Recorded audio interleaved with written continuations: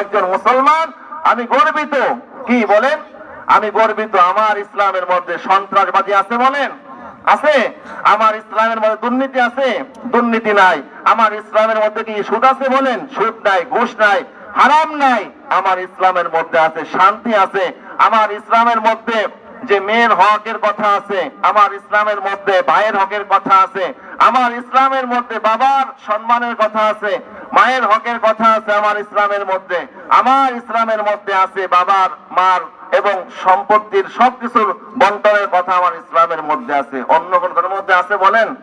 পরিপূর্ণ আছে? পরিপূর্ণ নয়, কিন্তু আমার ইসলামের মধ্যে কি এটা পরিপূর্ণ আছে। এজন্য ইসলাম যদি আমরা মানি, তাহলে আমাদের ঘর থেকে নিয়ে রাষ্ট্র পর্যন্ত আমরা শান্তিতে থাকতে পারবো। ঘর থেকে নিয়ে রাষ্ট্র পর্যন্ত আমরা কি শান্তিতে বসবাস করতে পারবো। 1 কোটি টাকা নিয়ে আমি রাতের বেলায় যাব, কিন্তু আমাকে কেউ ধরবে না। রাত্রেবেলা কি আমার টাকা চুরি হবে না, কারণ আমার রাষ্ট্র কি ইসলাম। আমার রাষ্ট্র কি ইসলাম। চুরির কোনো ভয় থাকবে না, ডাকাতির কোনো ভয় থাকবে না। একটা মেয়ে লোক রাত্রেবেলা চলে যাবে, রাত্রেবেলা সে বোরকা পরে চলে যাবে, অন্য দেশে চলে যাবে বা অন্য এলাকায় যাবে, মাহফিল চলে যাবে, কিন্তু তার কি হবে না, পর্দার কোনো খিলাফ হবে না। কোন যুবক তাকে কি করবে না, ইপটিজিং করবে না, যুবক তাকে কি করবে না, খারাপ প্রস্তাব তাকে দিবে না। এটা আমার ইসলাম। এটাই কি ইসলাম। নিরাপত্তা চলে আসবে। কি চলে আসবে বলেন? নিরাপত্তা চলে আসবে। এই জন্য ইসলাম আমাকে মানতে হবে। কিন্তু ইসলামকে ব্যবহার করে আমাদের মধ্যে কিছু কিছু এমন লোক আছে যারা ইসলামকে দোষারোপ করে মানুষের মধ্যে বিভ্রান্তকর কথাবার্তা ছড়িয়ে দেয়, যার কারণে আমরা অনেক লোক আছি নামাজও পড়ি, আবার ইসলামের বিপক্ষে কথা বলি কিনা বলেন? বলি কিনা বলেন? অবশ্যই অনেক লোক আছে যারা বিভ্রান্তকর কথাবার্তা বলে, যেইগুলো কথার কারণে ইসলাম থেকে অনেক মানুষ দূরে সরে যায় এবং ইসলাম থেকে অনেক মানুষ কি হয়ে যায়, আপনার গাফেল হয়ে যায়, মুরতাদ হয়ে যায়, বেঈমান হয়ে যায়। কি হয়ে যায়? বেঈমান হয়ে যায়, নাফরমান হয়ে যায়।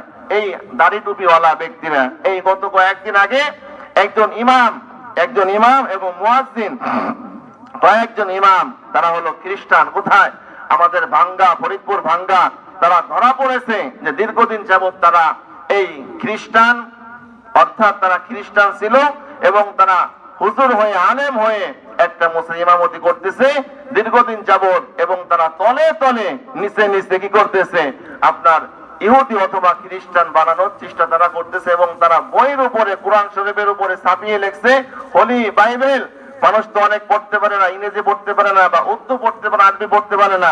ওই হুজুর রেখে রাখছে যে হোলি কোরআন, হোলি বাইবেল, বা হোলি কি হোলি বাইবেল, কিন্তু পড়ানো হয় কি হোলি বাইবেল পড়ানো হয়। এমন কিছু কথা তাদের মধ্যে ঢুকিয়ে দিয়েছে, যার কারণে মুসলমানদের ঈমান দিন দিন কি নষ্ট হয়ে যাইতেছে। এজন্য আসুন, ইমাম দেখতে হলে, ইমাম রাখতে হলে তার বর্তমান ভোটার আইডি কার্ড দেখতে হবে, তার বাবার নাম কি, তার মায়ের নাম কি, তার জন্ম তারিখ কোথায় হয়েছে, সে কি আসলে মুসলমান নাকি হিন্দু, না খ্রিস্টান, নাকি বৌদ্ধ, নতুন করে আমাদের ইসলামে ঢুকে আমাদের ঈমান আমলকে নষ্ট করে দিতেছে। তাই কি এই ইমাম সাহেবকে দেখার দরকার আছে কিনা বলেন? ইমামকে দরকার আছে কিনা বলেন? ইমাম সাহেবকে দেখার দরকার অবশ্যই আমাদের আছে, দেখতে হবে। এই যে ইমাম, উনি কি মুসলমান না উনি ইহুদি খ্রিস্টান?